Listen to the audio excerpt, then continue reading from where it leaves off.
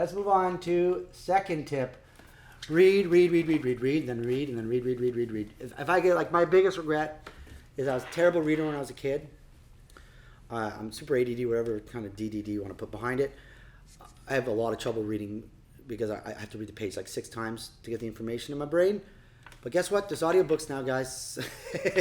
So you have no choice. So recently, like later on in my life, I discovered audiobooks. And then as soon as I discovered reading how influential it is in your writing, then you go back and you look. If I look at like all the real, like let's say that there's 2 types of lyricists. There's like the crazy great, like the Bob Dylan, Leonard Cohen, CPN Stevens, or like obviously they've read like a million books, or else you just can't write like that. There's just no other way to write lyrics like that other than you've read lots of material and studied lots of things. And honestly, if you talk to any writer, they'll just tell you to read. If you want to be a good writer, you got to read.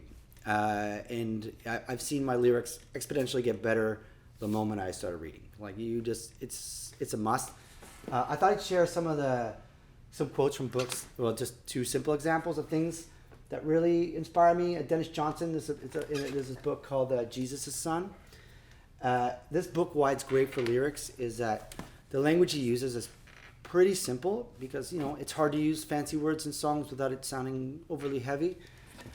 And like one of his sentences was, "I knew every raindrop by its name." It's like, what a damn nice sentence. One of his other sentences in the book, "Sometimes what I wouldn't give to have us sitting in a bar again at 9 a.m., telling lies to one another far from God." I mean, it's just like, so I found that book and I was like, it gave me a lot of inspiration of like, I like the language, it's fairly dry, the impact's fairly high, and it's got like such a lovely depth to it. Another kind of book I thought was like, I was totally changed my life a bit, was The Waves by Virginia Woolf. Where is it? Oh yeah. I love this sentence. "I am made and remade continually. Different people draw different words from me." And I just thought that sentence, like, honestly, The Wave is like from back to end. It's like every sentence is like, oh, that's a great sentence. That's a great sentence. So, these are examples of things that I thought really, those books profoundly had a massive influence later in my life to how I approach lyrics. An example of a lyricist, which like a more contemporary lyricist, not going back to the 70s, because now there's lots of great lyricists now too. I wanted to mention CPN Stevens. I think that guy's like, I am so in awe in his lyrics. His lyrics are incredible. If I'm not wrong, I believe he studied literature, and it shows. And the 4th of July song is just an example. "The evil it spreads like a fever ahead. It was night and you died, my firefly. What could I have said to raise you from the dead? Oh, could I be in the sky on the 4th of July?"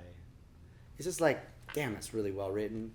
And what I really love about CPN Stevens is like sometimes in his lyrics he's going into his glove compartment. Like, it's very like matter of fact, but so beautiful. I mean, that's an example of someone that's obviously really well written. Well, I'm assuming, maybe I'm totally wrong, but I think I've already studied literature.